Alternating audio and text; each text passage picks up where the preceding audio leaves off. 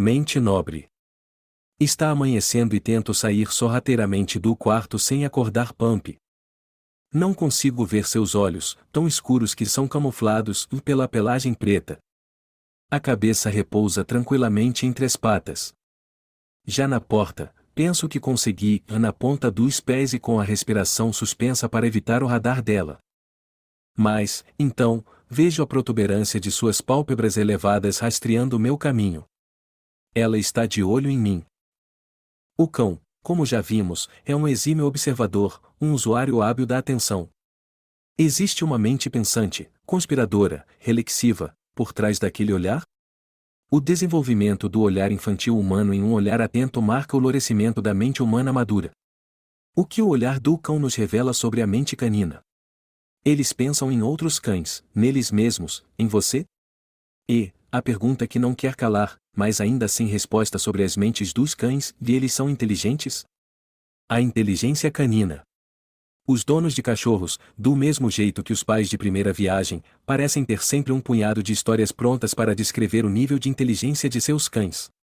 Afirma-se que sabem quando os donos vão sair e quando retornarão, que sabem como nos enganar e como nos seduzir. Os noticiários estão cheios das últimas descobertas sobre a inteligência canina e sua capacidade para usar palavras, contar ou ligar para um telefone de emergência.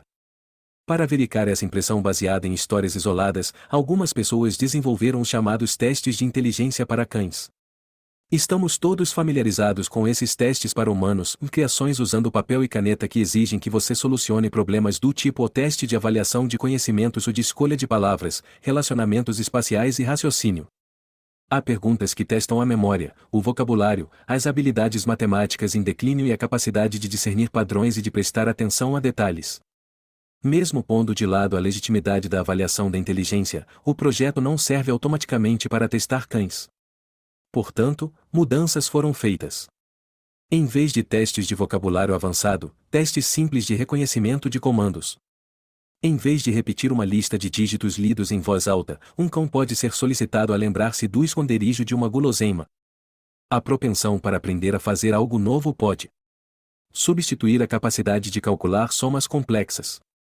Certas perguntas imitam vagamente paradigmas psicológicos experimentais, a permanência dos objetos. Se uma xícara é colocada sobre uma guloseima, ela ainda está lá. A aprendizagem, se o seu cão percebe de fato a façanha tola que você deseja que ele faça, e resolução de problemas, como ele consegue pegar a comida que você trouxe. Estudos formais desses tipos de capacidades em grupos de cães, quase todos de cognição sobre objetos físicos e sobre o ambiente, produzem o que a princípio parecem ser resultados previsíveis. Ao levar os cães a um campo cheio de guloseimas e cronometrar a velocidade necessária para encontrá-las, os pesquisadores confirmaram que eles usam pontos de referência para se orientar e encontrar atalhos. Esse comportamento é consistente com o que seus ancestrais lobos provavelmente fizeram para encontrar comida e se orientar. Os cães são, certamente, muito bons em todas as tarefas que envolvem encontrar comida. Se lhes derem 2 pilhas de comida para escolher, eles não têm dificuldade em escolher a maior, sobretudo se a diferença entre elas é grande. Cubra um pouco de comida com uma xícara, e os cães vão direto para ela, batendo na xícara e revelando a guloseima. Os cães testados já aprenderam até a usar uma ferramenta simples, puxar uma corda, para pegar um biscoito que de outra forma estaria fora de alcance. Mas os cães não passam em todos os testes. Eles normalmente cometem muitos erros quando apresentados a pilhas com 3 e 4 biscoitos, ou com 5 e 7, eles escolhem as quantidades menores tão frequentemente quanto as maiores. E desenvolvem preferências por pilhas à esquerda ou à direita, o que os leva a cometer erros mais grosseiros ainda. Da mesma forma, a capacidade de encontrar comida escondida piora à medida que o esconderijo fica mais complicado. E à medida que os testes se tornam mais difíceis, o uso de ferramentas também começa a parecer menos impressionante. Quando há 2 cordas, e somente a mais distante tem um biscoito atraente amarrado nela, os cães dirigem-se à corda mais próxima, a que não tem nada amarrado nela. Eles parecem não perceber que a corda é uma ferramenta de 1,5 para 1 in. De fato, eles podem ter obtido sucesso no caso original simplesmente porque atacaram o problema com a pata ou com a boca até que acidentalmente o resolveram. O proprietário de um cão que compilar as notas de seu animal nesses testes de inteligência pode descobrir que ele tem uma pontuação mais próxima de bobo porém feliz do que primeiro da turma em obediência. É isso mesmo, então? Ele não é inteligente, afinal? Um olhar mais inquisitivo para os testes de inteligência e para as experiências psicológicas revelam uma falha deles têm uma trapaça involuntária contra os cães. A falha está no método experimental, não no cão experimentado. Tem a ver com a presença em si de pessoas, os pesquisadores ou seus donos. Vamos olhar mais atentamente para uma típica armadilha experimental. Poderia começar da seguinte forma: um cão está sentado e atento, contido por uma coleira. Um pesquisador chega diante dele e lhe mostra um belo brinquedo novo. Esse cão adora brinquedos novos.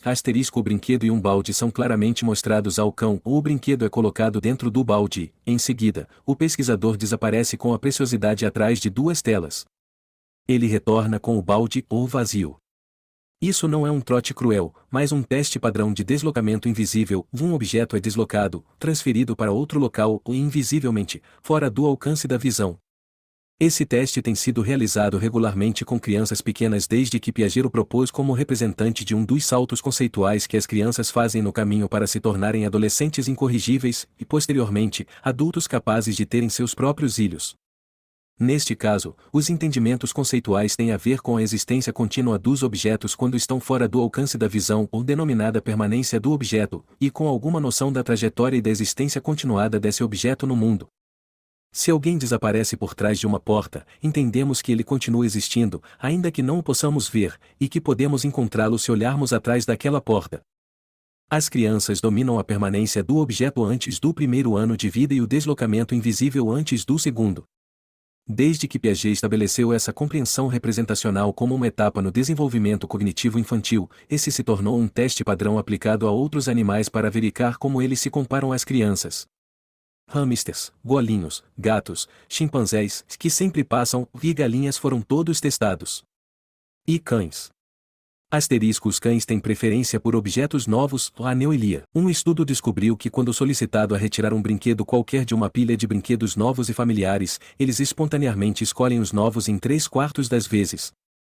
Essa inclinação para o novo poderia explicar por que, ao se encontrarem em um parque, dois cães que estejam carregando gravetos muitas vezes larguem o que orgulhosamente carregavam até então para tentar arrebatar o orgulho do cão que se aproxima. O desempenho dos cães varia. Claro, se o teste é realizado simplesmente conforme descrito acima, eles não têm problema algum em procurar o brinquedo atrás da tela. Parece que eles passaram no teste. Mas, complicando um pouco o cenário, levando o recipiente para trás de duas telas diferentes, retirando rapidamente o brinquedo após a primeira tela e mostrando a eles que você assim o fez antes de ir para trás da segunda tela, os cães fracassam, deles correm para a segunda tela primeiro, onde o brinquedo evidentemente não está. Outras variações do teste também fizeram os cães repentinamente parecerem menos inteligentes em suas buscas. Poderíamos concluir que aqui também eles parecem estar longe da genialidade. Uma vez fora do alcance da visão, o brinquedo pode rapidamente sair da mente. Mas o simples fato de que os cães às vezes são bem-sucedidos torna suspeita essa conclusão. Em vez disso, o comportamento deles aponta para duas explicações. Primeiro, é provável que os cães se lembrem do brinquedo, mas não teçam considerações detalhadas sobre qual seria o caminho pelo qual desapareceu. Embora alguns cachorros fiquem indiscutivelmente motivados a rastrear um brinquedo, eles pensam sobre os objetos em seu ambiente de uma forma muito diferente dos humanos. É importante observar que lobos e cães agem de forma limitada com os objetos, alguns servem para comer e outros para brincar. Nenhuma das interações exige relação complexa sobre o objeto. Os cães percebem quando um objeto anteriormente apreciado está ausente, mas não precisam cogitar sobre possíveis hipóteses a respeito do que aconteceu a ele. Ao contrário, eles simplesmente começam a procurá-lo ou esperam que ele apareça. A segunda explicação é mais abrangente. Parece que a própria habilidade para a cognição social, que é seu ponto forte para ser um companheiro dos humanos, contribui para o fracasso dos cães nessa e em outras tarefas de cognição física. Mostre a seu cão uma bolinha e, em seguida, oculte-a ao colocá-la sob uma de duas xícaras emborcadas. Diante das xícaras, e supondo que não consiga resolver a tarefa pelo cheiro, um cão olhará por baixo de ambas aleatoriamente, uma abordagem razoável quando ele não tem nada mais em que se basear. Levante um pouco uma xícara de modo a permitir um vislumbre da bola, e você não se surpreenderá com o fato de que, quando a busca é permitida, o cão não terá dificuldades em olhar embaixo daquela xícara. Mas ao permitir um vislumbre embaixo da xícara que não contém nada, os pesquisadores descobriram que os cães repentinamente perdem a lógica. Eles buscam primeiro debaixo da xícara vazia. Esses animais foram logrados pela própria capacidade. Ao serem confrontados com um problema de qualquer tipo, os cães inteligentemente olham para nós. Nossas atividades são fontes de informações. Eles acabam acreditando que nossas ações são relevantes ou muitas vezes levando a alguma recompensa interessante ou até mesmo a obtenção de comida. Portanto, se um experimentador se esconde atrás de uma segunda tela, como acontece nas tarefas de deslocamento invisível mais complexas, ora, pode ser que haja algo interessante por trás daquela tela. Se ele levanta uma xícara vazia, essa xícara se torna mais interessante simplesmente por causa da atenção que o pesquisador dirigiu a ela. Se as pistas sociais são diminuídas nos testes, os cães apresentam um desempenho muito melhor. Quando os pesquisadores seguram ambas as xícaras e mostram a vazia, os cães recuperam a lógica. Eles veem a vazia e, por dedução, procuram embaixo da outra, que contém a bola. Da mesma forma, os cães que não são tão bem socializados, tais como os cães de jardim mantidos ao ar livre na maior parte do tempo, também enfrentam logo o problema, enquanto aqueles que vivem dentro de casa mais frequentemente imploram ajuda em silêncio aos seus donos. Se revisitarmos alguns dos testes de solução de problemas nos quais os lobos se saíram muito melhor que os cães, verificaremos que, nesses casos, o desempenho fraco dos cães pode também ser explicado pela propensão a olhar para os humanos. Testados em suas capacidades de, digamos, conseguir pegar um pouco de comida em um recipiente bem fechado, os lobos continuam tentando vezes seguidas, e se o teste não tiver elementos arbitrários, com o passar do tempo eles são bem-sucedidos por meio de tentativa e erro. Os cães, em contrapartida, tendem a tentar abrir o recipiente somente até parecer que ele não pode ser facilmente aberto. Então, eles olham para qualquer pessoa no ambiente e começam a apresentar uma série de comportamentos para solicitar e atrair a atenção até que a pessoa ceda e os ajude a abrir a caixa. De acordo com os testes de inteligência padrão, os cães fracassaram diante do exame. Acredito, em contrapartida, que eles tenham sido magnicamente bem-sucedidos. Eles utilizaram uma ferramenta inusitada na tarefa. Os cães aprenderam isso e nos veem como excelentes ferramentas de uso geral, úteis para de proteção, aquisição de comida, companheirismo. Resolvemos os enigmas de portas fechadas e tigelas de água vazias. Na psicologia popular dos cães, nós humanos somos suficientemente brilhantes para conseguir retirar coleiras irremediavelmente enroladas em árvores, fazer aparecer uma infinidade de dádivas de comida e objetos mastigáveis. Somos muito espertos aos olhos dos cães. No fim das contas, dirigir-se a nós constitui uma estratégia inteligente. Com isso, a questão relativa às capacidades cognitivas dos cães se transforma, e eles são excelentes no uso dos humanos para resolver problemas, mas não tão bons na solução de problemas quando não estamos por perto. Aprendendo com os outros. Ontem, por cortesia das portas automáticas de uma loja para animais, Pampi aprendeu que quando você anda na direção de paredes, elas se abrem e deixam você passar. Hoje, ela desaprendeu tudo, em uma exibição espetacularmente comovente.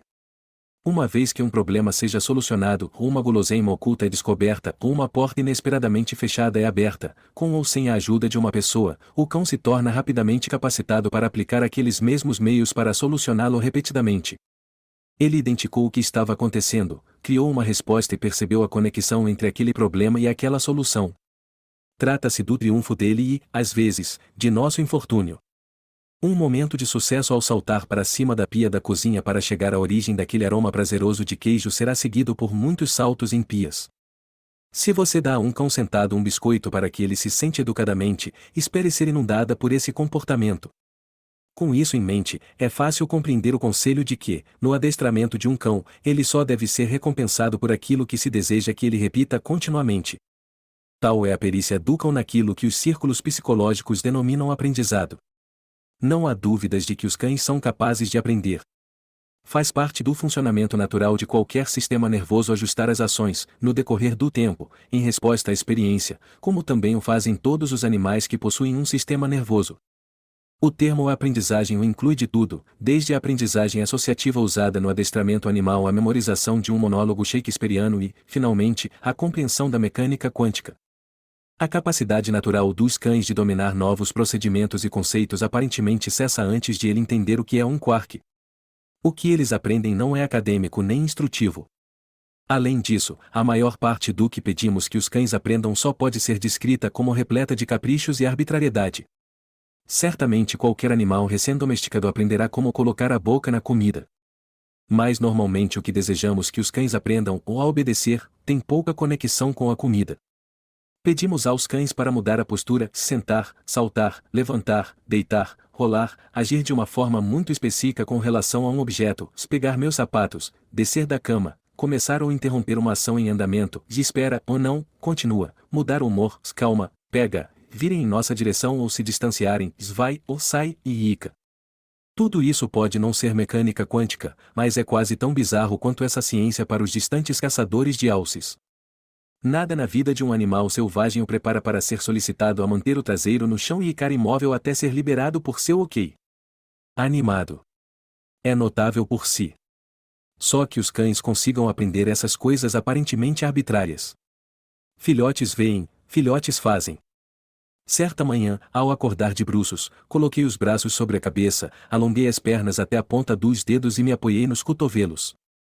Ao meu lado, Pump despertou, acompanhando cada movimento, esticou as patas dianteiras e alongou-as bem para frente, e em seguida, endireitou as patas traseiras também, esticando-se para frente verticalmente. Agora, nos cumprimentamos todas as manhãs com alongamentos matutinos paralelos. Apenas uma de nós abana o rabo. Até mesmo mais interessante do que aprender comandos seria a capacidade de aprender simplesmente observando os outros, cães ou até pessoas. Sabemos que os cachorros conseguem aprender com nossas instruções, mas será que conseguem aprender com nossos exemplos? Pode ser que seja conveniente a um animal social como o cão olhar para outros em busca de informações sobre como lidar melhor com o mundo. Em muitos casos, no entanto, a resposta para essa pergunta é claramente não. Os cães têm inúmeras oportunidades de nos ver comendo educadamente à mesa, mas nunca pegam garfo e faca espontaneamente e se juntam a nós. Ouvir-nos falando não é suficiente para fazê-los falar. O único interesse que eles têm nas roupas parece ser o de mastigá-las, não o de vesti-las. Amplamente expostos às nossas atividades, os cães parecem não saber como nos imitar. Tudo isso não constitui uma deficiência, embora possa distingui-los dos membros de nossa espécie, imitadores exímios que somos. Quando crianças e na idade adulta, observamos atentamente uns aos outros para saber o que vestir, o que fazer, como agir e como reagir. Nossa cultura se baseia na perspicácia, o observarmos os outros agindo para aprendermos a como nos comportar. Preciso ver apenas uma vez como você faz para abrir uma lata com um abridor para que eu também consiga fazê-lo, e esperamos. O que está em jogo é mais importante do que poderia parecer a princípio, pois o sucesso na imitação, além de dar a você os conteúdos da lata aberta, é uma indicação de uma capacidade cognitiva complexa. A verdadeira imitação exige que você não apenas possa ver o que a outra pessoa está fazendo, não simplesmente se limite a ver como os meios levam a um fim, mas também que reproduza as ações dos outros. Nesse caso, os cães não são imitadores legítimos, pois mesmo após testemunhar centenas de demonstrações com o abridor de latas, nenhum deles demonstrou interesse em abri-las. O tom funcional desse objeto é obscuro para eles. Porém, você poderá se queixar, essa não é uma comparação justa, os cães simplesmente não possuem polegares, nem a destreza que eles fornecem, necessários para lidar com abridores de latas ou talheres. Da mesma forma, eles não têm uma laringe para falar nem precisam de roupas. E sua queixa seria justa, e a questão é realmente saber se os cães podem ser ensinados, pela demonstração, a fazer algo novo ou não se eles são mini-humanos. Observe os cães interagirem durante 10 minutos e verá o que parece ser uma imitação. Um deles exibe um graveto imenso, o outro encontra seu graveto e o exibe também. Se um cão encontrar um lugar para cavar, outros logo se juntarão a ele no buraco cada vez maior. A descoberta de um cão de que ele sabe nadar leva outro cão a se autobatizar, de repente se descobrindo nadando também. Ao observar os outros, os cães aprendem os prazeres especiais das poças de lama e de abrir caminho pelo mato. Pump não emitia nenhum som até que um de seus companheiros começou a latir para os esquilos. Subitamente, Pump também passou a latir para os esquilos. A questão, então, é se esses são casos de imitação verdadeira ou de algo diferente. O que poderia ser algo diferente é obscuramente denominado aumento de estímulo. Um pequeno incidente envolvendo pássaros e leite entregue a domicílio na Grã-Bretanha em meados do século XX ilustra melhor esse fenômeno. Naquela época, entregar o leite na porta de casa era lugar comum naquele país, mas a pasteurização não era. Portanto, o amanhecer era marcado por garrafas de leite de tampa metálica deixadas sem qualquer supervisão nas portas das casas, com o creme no topo da garrafa. Grande parte da população de pássaros da Grã-Bretanha acordava cedo, junto com os entregadores, uma vez que o amanhecer é um momento propício para cantar. Um desses pássaros, o pequeno chapim azul, fez uma descoberta e a tampa metálica das garrafas afundava facilmente com bicadas, revelando uma deliciosa bebida cremosa que se encontrava imediatamente abaixo dela. Surgiram algumas queixas sobre garrafas de leite danificadas, e em pouco tempo, esse número aumentou ou logo, uma quantidade imensa de reclamações veio à tona. Centenas de pássaros haviam aprendido o golpe da garrafa de leite. Atormentados com o leite agora desnatado, os britânicos não demoraram muito para encontrar os culpados. Para nós, a questão não é quem, mas como essa descoberta se espalhou entre os chapins azuis. Devido à rapidez com que isso aconteceu, parecia provável que alguns pássaros, depois de observar outros pegando o creme, passaram a imitá-los. Espertos passarinhos gorduchos. Ao fornecer a uma população cativa de chapins norte-americanos um conjunto de elementos semelhantes, um grupo de pesquisadores observou o fenômeno ocorrer novamente, passo a passo. Esse estudo sugere uma explicação mais provável do que a imitação. Em vez de observar e assimilar cuidadosamente todos os movimentos do primeiro pássaro furtador de creme, os outros pássaros simplesmente o viram no topo da garrafa. Isso pode tê-los atraído em direção a elas. Uma vez pousados em seu topo, e graças a um comportamento natural ou bicar, descobriram sozinhos a possibilidade de furar a tampa metálica. Em outras palavras, eles foram atraídos a um estímulo, a garrafa, pela presença do primeiro pássaro. Tal presença aumentou a probabilidade de eles também se tornarem ladrões de creme, mas não demonstrava como fazê-lo. Tudo isso pode parecer uma discussão de minúcias, mas aqui há uma diferença importante em ação. No caso do aumento de estímulo, vejo você agir de uma forma pouco clara na porta e, logo em seguida, ela se abre.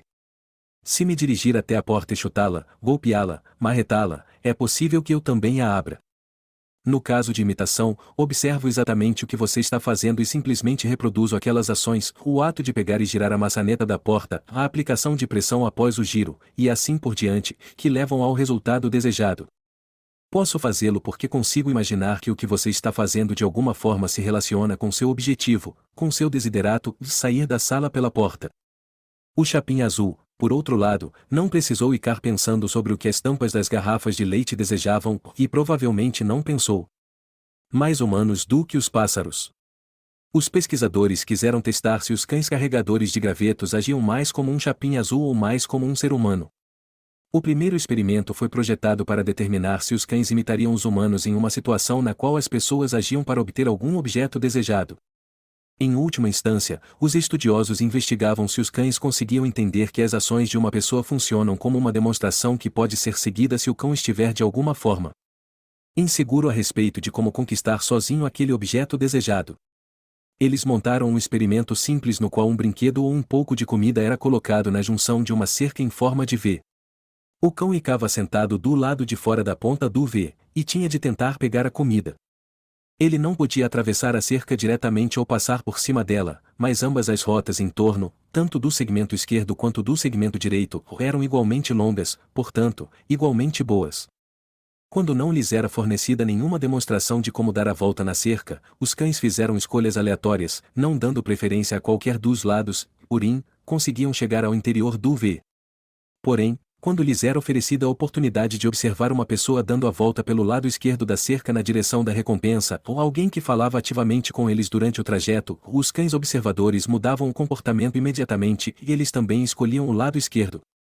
Parece que esses cães estavam praticando a imitação, e o que eles aprenderam pela imitação permaneceu, e quando mais tarde um atalho atravessando a cerca foi introduzido, eles mantiveram a rota aprendida pela observação, ignorando o atalho. Várias outras experiências foram realizadas a fim de esclarecer o que exatamente os cães faziam. Eles não estavam simplesmente seguindo o cheiro, de marcar uma trilha odorífera ao longo do segmento esquerdo da cerca não induzia os cães a segui-la.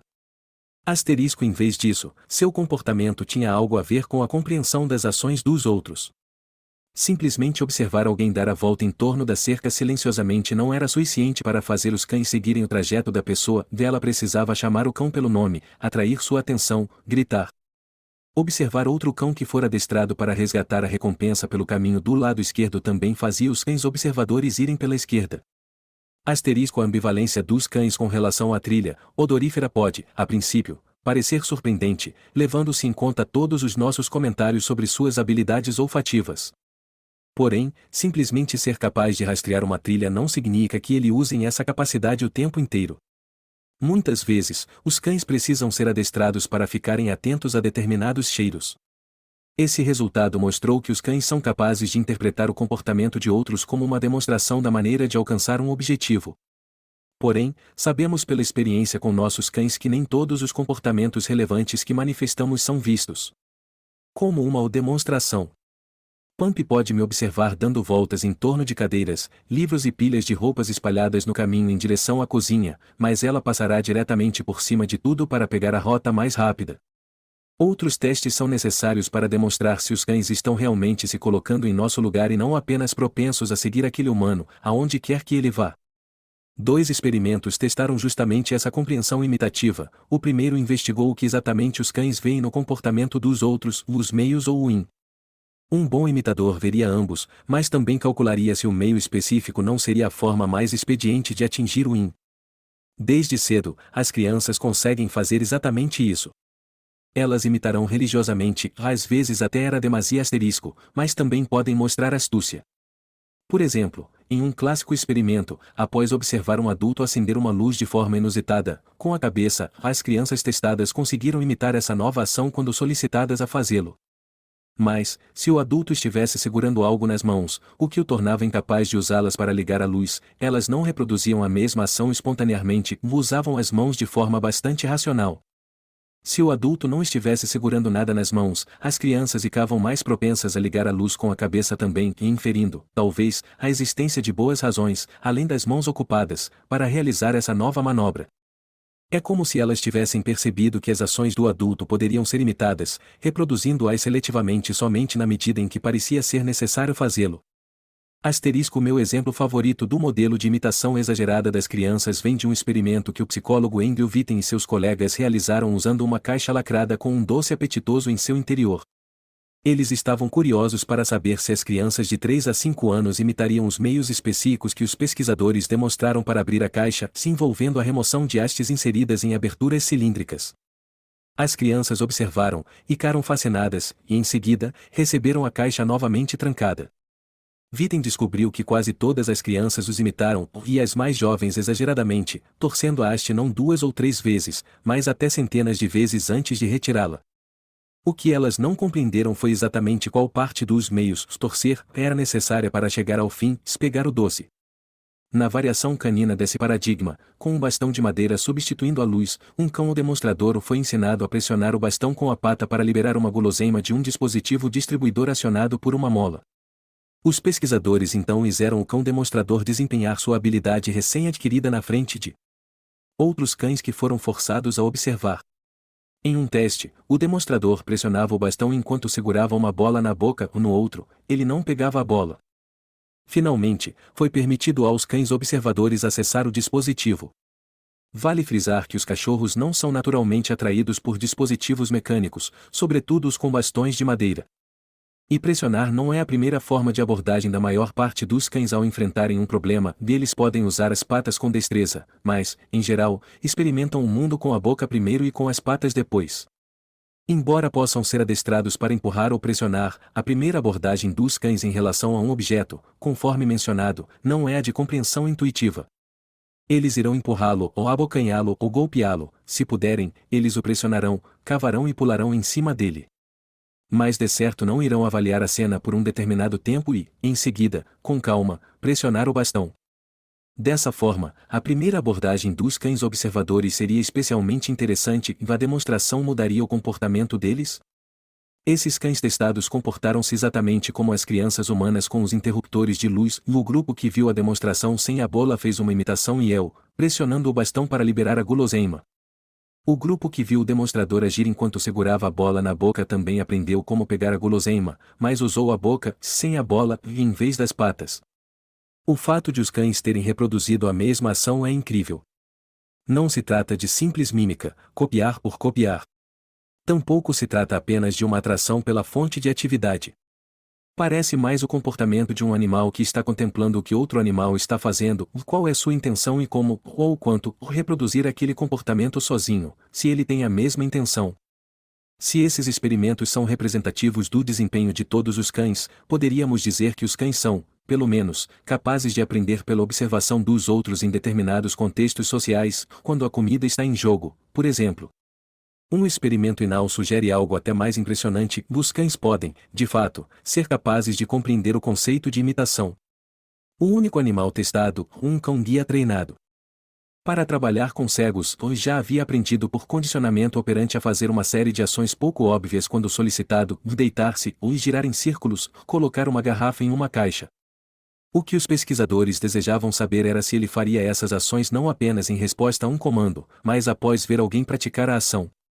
De fato, o cão habilmente aprenderá a girar em círculos não após o comando gire em círculos, mas simplesmente após ver um humano praticar a ação, seguida pela solicitação de imitação faça. Eles então passaram a examinar o que o cão faria ao ver um humano praticar uma ação nova e completamente bizarra, tal como sair correndo para empurrar um balanço, ou atirar uma garrafa, ou repentinamente andar em torno de alguém e retornar a seu ponto de partida. Foi o que ele fez. Era como se aquele cachorro tivesse aprendido o conceito imitar e, conhecendo tal noção, conseguisse aplicá-la mais ou menos em qualquer situação. Para isso, ele precisava fazer analogias entre o próprio corpo e o de um humano. Quando uma pessoa jogava uma garrafa com a mão, o cão usava a boca, ele usou o focinho para empurrar o balanço. Esta não é a palavra inal sobre imitação, simplesmente peça a seu cão para copiar seu gesto de empurrar um balanço e verá como os resultados nem sempre são generalizáveis, mas essas capacidades caninas são sugestivas de algo além da mímica descerebrada. Os cães podem conseguir imitar em função da mesma capacidade, quase compulsão, que os possibilita olhar para nós e usar-nos para aprender a agir. É o que vejo nos alongamentos matutinos de Pump ao meu lado. A teoria da mente. Abro a porta furtivamente e Pump está lá, a menos de 50 centímetros de distância, andando em direção ao tapete com algo na boca. Ela repentinamente olha para mim por cima dos ombros, as orelhas abaixadas e os olhos abertos. Na boca está uma forma curva não identificável. À medida que me aproximo vagarosamente, ela abana o rabo bem baixo, abaixa a cabeça e, no momento em que abre a boca para abocanhar melhor seu achado, eu o vejo, o queijo deixado do lado de fora da geladeira para atingir a temperatura ambiente. O brie. A enorme rodela inteira de queijo brie. Ela o devora em 2 mordidas, e lá se foi ele garganta abaixo. Pense no cão lagrado roubando comida da mesa, ou olhando para você bem nos olhos, pedindo para sair, ser alimentado, acarinhado. Quando vejo Pump, a boca cheia, de brie olhando para mim, sei que ela fará algum movimento. Quando ela me vê olhando em sua direção, será que ela sabe que tentarei frustrá-la? Minha forte impressão é a de que ela sabe, no momento em que abro a porta e ela olha para mim, tanto ela quanto eu sabemos o que a outra fará. Os estudos da cognição animal chegam ao auge quando abordam exatamente esse tipo de cena, suscitar a questão sobre a possibilidade de um animal conceber os outros como criaturas independentes com mentes próprias e separadas. Essa capacidade parece, mais do que qualquer outra habilidade, hábito ou comportamento, capturar o que significa ser humano e pensamos no que os outros estão pensando. A isso denominamos uma teoria da mente. Ainda que você jamais tenha ouvido falar sobre a teoria da mente, é provável, mesmo assim, que a possui em um nível extraordinariamente avançado. Ela possibilita que você perceba que os outros têm perspectivas diferentes da sua e, portanto, têm as próprias crenças, conhecimentos diferentes ou uma compreensão distinta do mundo. Sem isso, o comportamento dos outros, até mesmo os atos mais simples, seria absolutamente misterioso, derivando de motivações desconhecidas e levando a consequências imprevisíveis. Ajuda muito ter uma teoria da mente quando tentamos adivinhar o que fará um homem que se aproxima, boquiaberto, com os braços bem levantados e as mãos acenando freneticamente. Denominamos a isso uma teoria porque as mentes não podem ser observadas diretamente. Por isso inferimos como funciona a mente que induziu a tal ação ou comentário a partir de ações ou dizeres. Certamente não nascemos pensando sobre a mente dos outros. É bastante provável que não tenhamos nascido pensando em quase nada, até mesmo em nossa própria mente. Porém, toda criança normal desenvolve uma teoria da mente com o tempo, e parece que ela é desenvolvida através dos próprios processos abordados até o momento, prestando atenção nos outros, e em seguida, observando em que eles prestam atenção. As crianças autistas muitas vezes não desenvolvem uma ou quaisquer dessas habilidades precursoras, elas podem não fazer contato visual, apontar ou se envolver na atenção conjunta, e muitas nem parecem ter uma teoria da mente. Para a maior parte das pessoas, há apenas um grande passo teórico entre ter consciência da função do olhar e da atenção e perceber que lá existe uma mente. O suprassumo dos experimentos sobre a teoria da mente é, denominado o teste da crença falsa. Nesse projeto, é apresentado ao sujeito testado, normalmente uma criança, um minidrama encenado por fantoches. Um deles coloca uma bola de gude em um cesto à sua frente, plenamente visível para o sujeito e para um segundo fantoche. Em seguida, o primeiro fantoche deixa o ambiente. Imediatamente, o segundo fantoche maliciosamente retira a bola de gude e a coloca em seu cesto. Quando o primeiro fantoche retorna, o sujeito é interrogado onde o primeiro fantoche deve procurar pela bola de gude. Aos 4 anos, as crianças respondem corretamente, percebendo que elas e o fantoche sabem coisas diferentes. Antes dessa idade, no entanto, surpreendente e invariavelmente as crianças erram.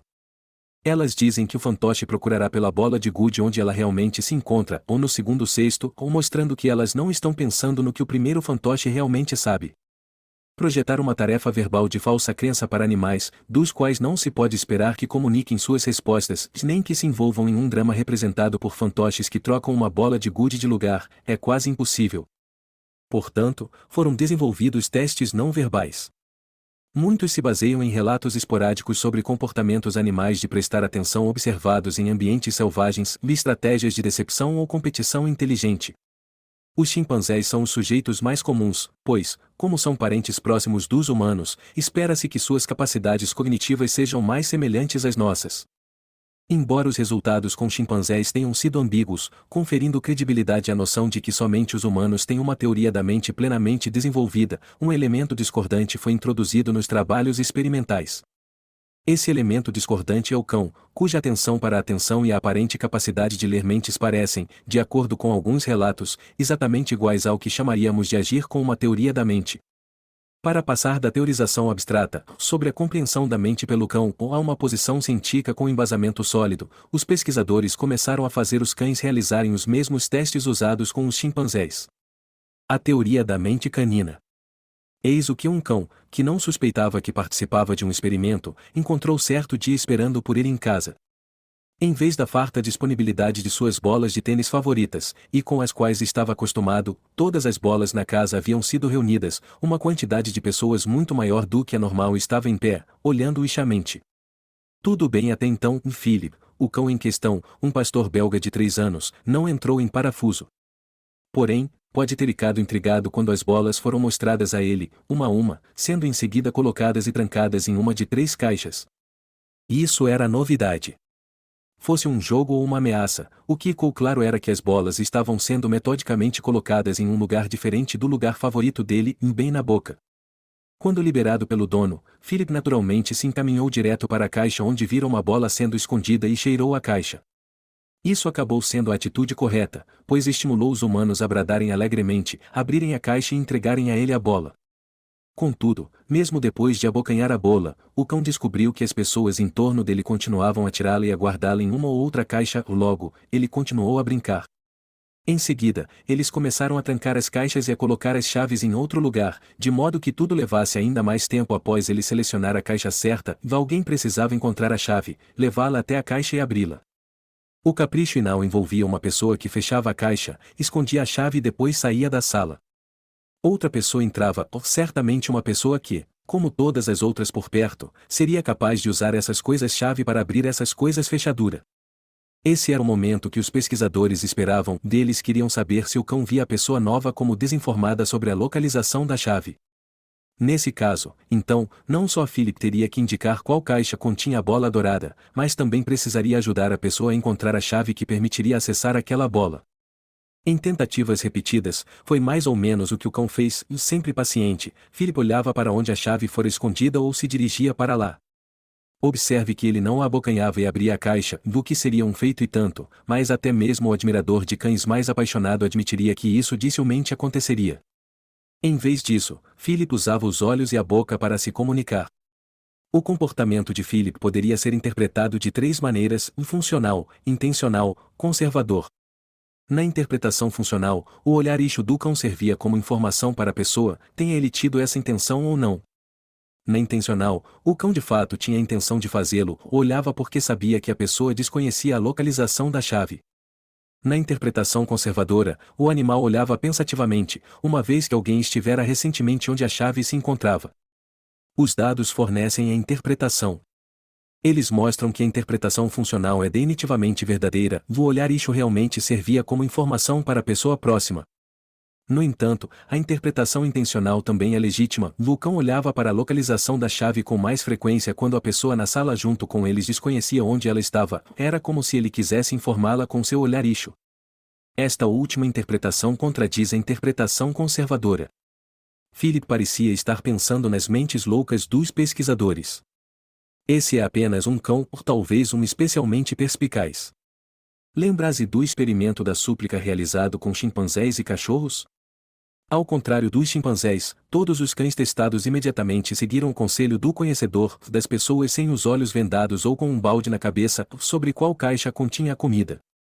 Parabéns para esses cães que, dessa forma, sempre encontraram a comida dentro da caixa. Esse resultado parece bom para a teoria da mente canina, e eles agiram como se tivessem pensado nos estados de conhecimento dos estranhos que apontaram para a caixa diante deles. Porém, após esse aparente sucesso cognitivo, algo bizarro aconteceu. Quando o mesmo teste foi repetido diversas vezes, os cães mudaram de estratégia. Começaram a escolher o adivinhador tantas vezes quanto o conhecedor.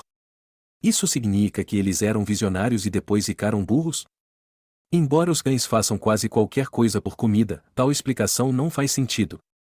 Talvez ela indique que a primeira rodada foi um golpe de sorte. A melhor interpretação é que o desempenho dos cães nessa tarefa comprova um ponto metodológico. Pode haver outras pistas usadas pelos cães para tomar suas decisões, pistas que são, para eles, tão fortes quanto a presença ou a ausência do adivinhador é para nós. Considere, por exemplo, que, do ponto de vista do cachorro, todos os humanos são, em geral, extremamente instruídos sobre as fontes de comida. E estamos sempre em torno dela, cheiramos a comida, abrimos e fechamos uma caixa fria repleta de comida o dia inteiro, e às vezes até temos comida caindo de nossos bolsos. Essa é uma característica nossa tão bem conhecida que pode ser difícil derrubá-la com base em umas poucas tentativas durante uma tarde. Essa hipótese é apoiada pelo fato de que os cães realmente usaram as pessoas para tomar suas decisões, e eles nunca escolheram uma terceira caixa, a que não foi escolhida nem pelo adivinhador nem pelo conhecedor. Contudo, qualquer que seja a nossa interpretação dos resultados, os cães não estão se esforçando muito para nos provar que possuem uma teoria da mente. É claro que uma das dificuldades de elaborar experimentos com qualquer animal é que, à medida que fica mais complicado testar uma habilidade muito específica, o procedimento corre o risco de se tornar uma cena extraordinariamente estranha para o animal. Seria possível sugerir que a demonstração de uma grande confusão por parte dos sujeitos testados não constitui um absurdo. Frequentemente, eles são colocados em situações bizarras, que são, na realidade, intencionalmente diferentes de tudo o que já viram. As pessoas aparecem com baldes na cabeça, os testes são intermináveis, tudo é anormal. Mesmo assim, os cães às vezes conseguem desempenhar bem as atividades que lhes são impostas. No entanto, o comportamento natural deles, em um ambiente natural, constitui uma indicação melhor. O que os cães fazem, ou sem as peculiaridades de caixas trancadas contendo comida e de humanos não cooperativos, para estimular uma relação mais profunda? O comportamento mais representativo vai aparecer ao lidarem naturalmente com outros cães ou com humanos. Se é útil socialmente para um cão levar em conta o que outros cães estão pensando, a capacidade para fazê-lo pode ter evoluído, e ainda pode ser visível nas interações sociais. Foi por essa razão que passei um ano observando cães brincarem, em salas de estar e consultórios veterinários, em corredores e ao ar livre, em praias e parques. Fazendo o jogo da mente. Pumpy aparece nos cantos de todos os vídeos, em um deles, ela salta agilmente para evitar a colisão com um cão que se aproxima muito rápido, em seguida, persegue-o enquanto ele corre para fora do enquadramento do vídeo. Em outro, ela está deitada ao lado de outro cão, ingindo mordidas com a boca aberta. Em um terceiro, ela tenta e não consegue se juntar a dois cães que brincam, quando eles fogem, ela fica abanando o rabo sozinha em frente à câmera. Preciso me corrigir, e tive a grande sorte de poder passar um ano observando cães brincarem, o que é chamado, de forma apropriada, de uma brincadeira de briga entre dois cães competentes e atléticos é uma ginástica maravilhosa de se ver. Os animais brincalhões parecem se cumprimentar de forma breve antes de repentinamente se atracarem, dentes à mostra, tombando juntos em uma queda livre e perigosa, pulando em cima e por cima um do outro, corpos curvados e enroscados. Quando subitamente param, por causa de um ruído próximo, podem ser vistos como exemplos de tranquilidade. Basta apenas uma olhada ou uma pata erguida no ar para que se envolvam novamente na confusão compartilhada. Brincar pode parecer exatamente aquilo que os cães fazem, mas a brincadeira tem uma definição científica muito específica. A brincadeira animal, ou a ciência AIRMA, é uma atividade voluntária que incorpora comportamentos exagerados e repetidos, longos ou curtos na duração, variados em termos do esforço envolvido e combinados de formas pouco típicas. Ela usa padrões de ação que possuem papéis identificáveis e mais funcionais em outros contextos. Não definimos a brincadeira dessa forma apenas para retirar prazer dela, ou nós a definimos para reconhecê-la com confiança. A brincadeira também tem todos os atributos de uma boa interação social, coordenação, alternância e, caso necessário, autolimitação ou brincar no nível do parceiro. Cada participante leva em consideração as capacidades e o comportamento do outro. A função da brincadeira animal é um pouco enigmática. A maioria dos comportamentos dos bichos é descrita em termos de como eles funcionam para melhorar a capacidade de sobrevivência do indivíduo ou da espécie. A pesquisa sobre a função da brincadeira é paradoxal, uma vez que ela parece um comportamento que claramente não tem função. Quando ela termina, nenhuma comida foi ganha, nenhum território dominado, nenhum parceiro sexual conquistado. Em vez disso, dois cães desmoronam no chão de forma ofegante, línguas penduradas, um diante do outro. Então seria possível sugerir que a função é se divertir, mas isso não é visto como uma função verdadeira, uma vez que os riscos são demasiadamente grandes. A brincadeira exige muita energia, pode causar ferimentos, e, na selva, aumenta o perigo de predação animal. A luta de brincadeira pode se tornar verdadeira, causando não apenas ferimentos, mas convulsão social. Seus riscos tornam ainda mais convincente o argumento a favor de uma função real e oculta da brincadeira, e deve ser terrivelmente útil brincar, já que esse comportamento sobreviveu ao processo evolutivo. É possível que sirva como treinamento, um contexto no qual as habilidades físicas e sociais podem ser aperfeiçoadas. Estranhamente, no entanto, os estudos demonstraram que a brincadeira não é essencial para a proficiência adulta no que diz respeito às habilidades praticadas. É possível que sirva como treinamento para eventos inesperados.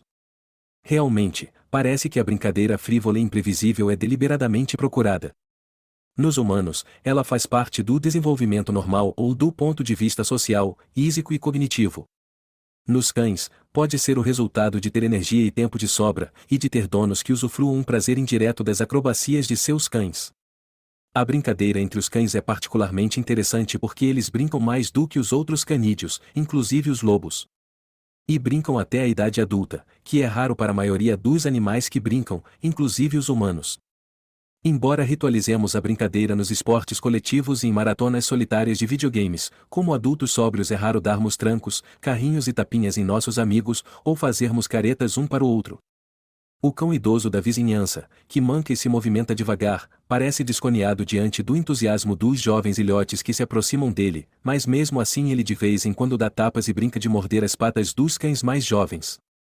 Em meus estudos sobre a brincadeira canina, acompanhei cães com uma câmera de vídeo e controlei minhas risadas de prazer pela alegria deles por um tempo suficiente para registrar sessões cuja duração variava de alguns segundos a muitos minutos. Após algumas horas, a diversão parava, os cães eram espremidos em carros e eu voltava para casa refletindo sobre o dia. Sentava em frente ao computador e examinava os vídeos em uma velocidade extremamente lenta. Lento o suficiente para ver cada quadro, 30 dos quais perfazem um segundo, individualmente. Só nessa velocidade é que pude realmente enxergar o que tinha acontecido diante de meus olhos. O que eu via não era uma repetição da cena por mim presenciada no parque. Nessa velocidade, pude ver os acenos mútuos que precediam a caça. Vi as sacudidelas de cabeça e as salvas de latidos, tão rápidas que não eram reconhecíveis em tempo real. Pude contar quantas mordidas eram necessárias, durante o curso de 2 segundos, antes que o cão mordido respondesse, contei quantos segundos se passavam antes que uma luta interrompida reiniciasse. E, mais importante, procurei ver quais os comportamentos que os cães apresentam, e quando. Observar a brincadeira desconstruída nesses microsegundos possibilitou-me compilar um catálogo extenso dos comportamentos de cada cão, uma transcrição da brincadeira. Observei também a postura deles, sua proximidade um do outro e a direção para onde olhavam a cada momento. Em seguida, desconstruída dessa forma, a brincadeira podia ser reconstruída para ver que comportamentos combinavam com que posturas. Acima de tudo, meu interesse centrava-se em dois tipos de comportamento, os sinais de brincadeira e as formas de atrair atenção. Estas, como vimos, são óbvias e servem para atrair atenção. Especificamente, são atos que alteram a experiência sensorial de outro ser ou alguém cuja atenção você está ansioso para atrair. Pode ser uma interrupção do campo visual, como quando Pump repentinamente enia a cabeça entre mim e o livro que seguro, pode ser a perturbação do ambiente auditivo, a buzina de um carro tem essa função, e os latidos dos cães também. Se esses métodos não funcionam, a atenção pode ser obtida por meio da interação física, uma das mãos no ombro ou uma pata no colo, ou, entre os cães, um empurrão com o quadril ou uma leve mordida no traseiro. Nitidamente, muito do que fazemos serve de alguma forma para atrair a atenção, mas nem todos os comportamentos são igualmente eficientes para tal fim. Chamar pelo nome em voz alta pode ser uma forma de chamar a atenção, mas não se estivermos em um estádio de futebol nos minutos finais do jogo. Nesse caso, um método mais extremo seria necessário. Da mesma forma, a atenção dos cães pode ser mais ou menos fácil de conseguir. Entre eles, o que eu chamo bem na sua cara, se apresentar na frente muito próximo do focinho do outro, é eficaz para chamar a atenção, mas não se o cão estiver participando de uma brincadeira envolvente com outra pessoa.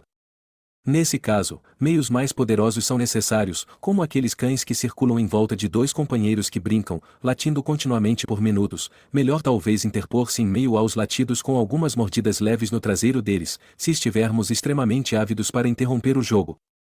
Os sinais de brincadeira, os outros comportamentos, são pedidos para brincar ou avisos de interesse em brincar, eles poderiam ser traduzidos como algo similar a vamos brincar ou quero brincar ou até mesmo pronto. Pois estou prestes a brincar com você. As palavras específicas não são tão importantes quanto seu efeito funcional, os sinais são previsivelmente usados para começar e continuar a brincar com os outros. Eles são uma demanda social, não apenas uma delicadeza social. Em geral, os cães brincam juntos de forma violenta e a uma velocidade rápida. Visto que eles com frequência agem de maneiras que poderiam facilmente ser mal interpretadas, ou morder um ao outro no focinho, ou montar em cima do outro por trás ou pela frente, ou fazer o outro cão tropeçar, o caráter lúdico de suas ações precisa ficar evidente. Asterisco se você não sinalizar antes de morder, empurrar ou se colocar por cima do companheiro, não está brincando de verdade, e está agredindo. Um ataque no qual apenas um participante pensa que se trata de brincadeira deixa de ser divertido. Todos os donos de cães que os passeiam junto com outros sabem o que acontece nesse caso, uma luta de brincadeira vira uma luta. Sem um sinal de brincadeira, uma mordida é uma mordida, digna de rancor ou retribuição. Com o sinal, uma mordida é apenas parte do jogo. Asterisco considerando-se a importância das garantias visuais normais de que o jogo ainda é um jogo, talvez não surpreenda que uma brincadeira de luta em trio seja muito mais rara do que uma em dupla. Tal como na conversação, algo é perdido, um sinal de jogo aqui, um alerta ali, quando todos estão conversando ao mesmo tempo. Em geral, somente os cães que se conhecem bem conseguem brincar em trios. Quase toda luta de brincadeira começa com um desses sinais. O mais característico é a reverência de brincadeira, no qual o corpo do cão se curva diante de um parceiro desejado. Um cachorro curvado sobre as pernas dianteiras, boca aberta e descontraída, com o traseiro elevado e o rabo alto e abanando, está fazendo de tudo para incitar alguém a brincar. Mesmo sem rabo, você pode imitar essa pose e espere uma resposta à altura, uma mordida delicada e amiga, ou pelo menos um segundo olhar. Dois cães que são companheiros de brincadeira costumeiros podem usar uma forma sucinta de reverência, a familiaridade permite abreviar a formalidade, exatamente como acontece entre humanos conhecidos. Se como vai você? Vira tudo bem, a reverência de brincadeira pode ser encurtada de forma a se tornar o anteriormente mencionado tapinha de brincadeira, as patas dianteiras golpeando o chão no início da reverência, ou a exibição de boca aberta, ou boca aberta, mas sem mostrar os dentes, ou a reverência da cabeça, ou uma sacudida da cabeça com a boca aberta.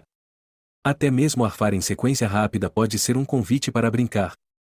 É a forma como os cães usam juntos esses comportamentos, sinais de brincadeira e de atrair a atenção, que poderia revelar ou refutar o fato de que eles têm uma teoria da mente.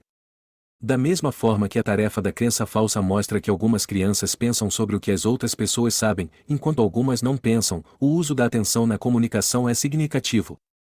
A pergunta de pesquisa que procurei investigar em meus dados sobre cães brincalhões foi a seguinte: eles se comunicam, usando sinais de brincadeira, de forma intencional ou atentos à atenção de sua plateia?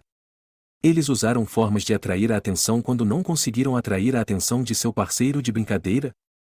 Exatamente como eram usados esses empurrões, latidos e reverências de brincadeira? É difícil fazer um relato bom do que aconteceu em uma brincadeira que você acabou de assistir. Eu poderia facilmente criar uma história bem simplista sobre dois cães protagonistas. Bailey e Darcy corriam ao redor um do outro. Darcy perseguia Bailey e latia. Ambos morderam o focinho um do outro e, em seguida, se separaram. Só que essa história despreza os detalhes, tais como a frequência com que Darcy e Bailey deixaram que o outro levasse vantagem, jogando-se intencionalmente no chão de costas para serem mordidos, ou usando menos força do que poderiam em uma mordida. Também não deixaria claro se houve um revezamento em morder e ser mordido, perseguir e ser perseguido. E, mais importante, se eles haviam sinalizado um para o outro em um momento em que o sinal podia ser visto e respondido com uma brincadeira ou desengajamento rápido. Para isso, é preciso olhar para os instantes entre os segundos. O que descobri foi incrível. Esses cães enviavam sinais de brincadeira apenas em momentos muito específicos. No início, sinalizavam de forma previsível, e sempre para um cão que estava olhando em sua direção. A atenção podia ser perdida uma dezena de vezes em uma sessão de brincadeira típica. Um cachorro pode se distrair com um odor delicioso, com um terceiro cão que se aproxima dos dois que brincam, com o dono que se afasta.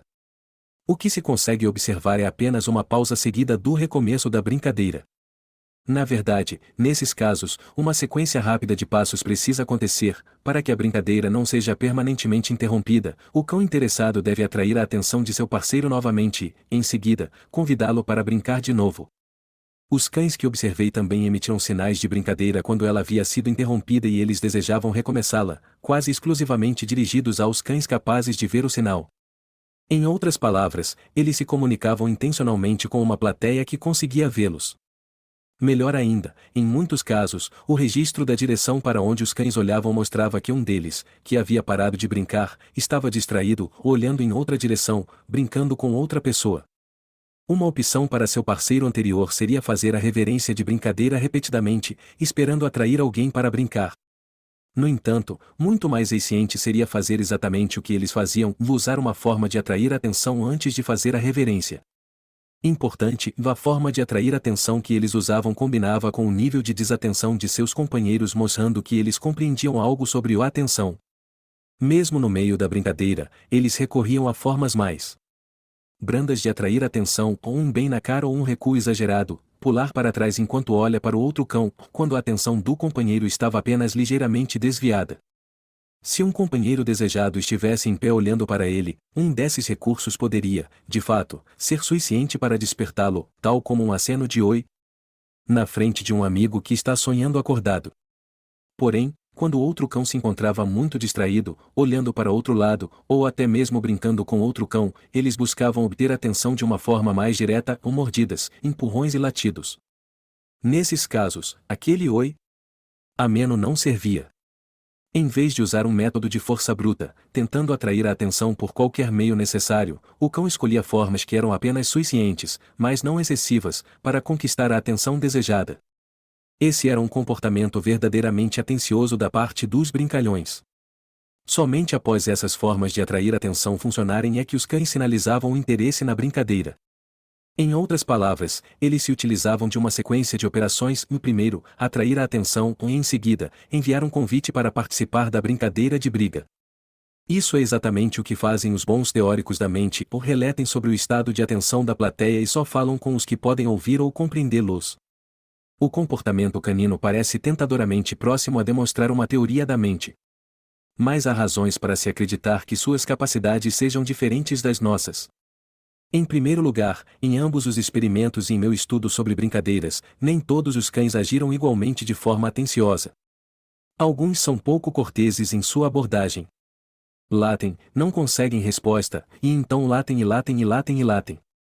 Outros buscam obter atenção quando ela já foi atraída ou emitem sinais de brincadeira quando a brincadeira já foi sinalizada. As estatísticas mostram que a maioria dos cães age atenciosamente, mas existem muitas exceções.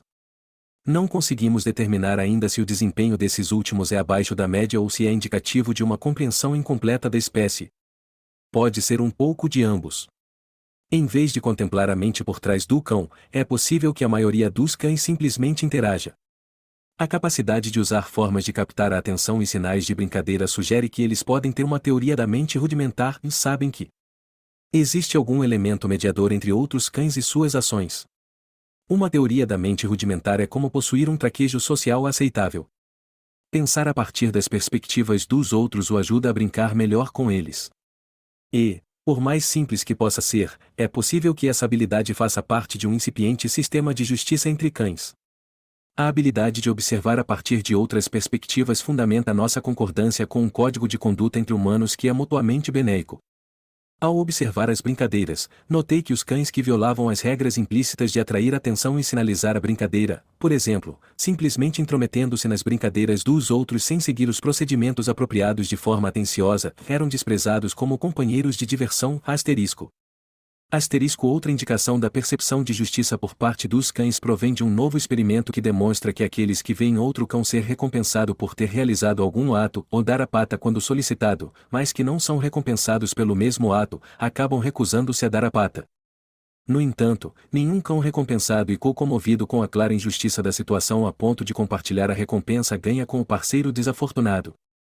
Isso significa que seu cão está consciente do que você está pensando neste momento ou mesmo interessado nisso? Não. Isso significa que ele pode perceber que seu comportamento reflete o que está em sua mente? Sim. Usada para se comunicar conosco, essa é uma grande parte da aparente humanidade dos cães. Às vezes, ela é até mesmo usada de forma desprezível, lembrando muito o comportamento dos humanos. O que acontece com os chihuahuas?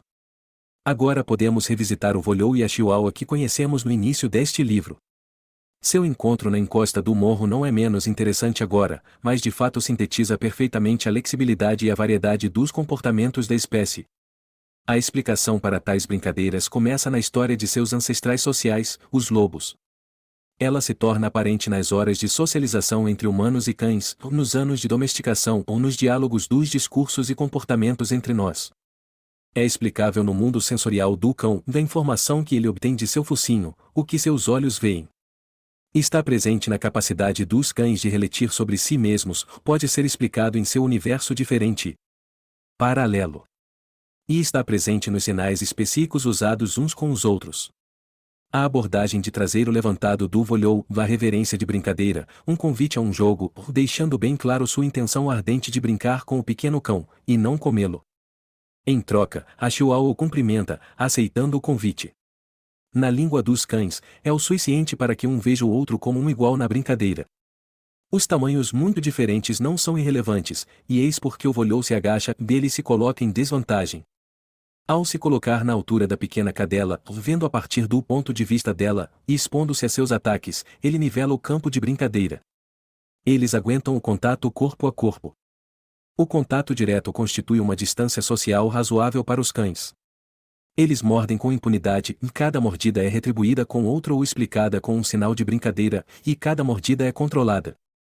Quando um bate na cadelinha com força exagerada, empurrando-a para trás, ela pode, por um momento, ser vista como uma pequena presa em fuga, mas a diferença entre cães e lobos é que os primeiros conseguem suprimir seus instintos predatórios. O On, ao contrário, retira a pancada forte com um tapinha de brincadeira de desculpas, uma versão mais branda da reverência.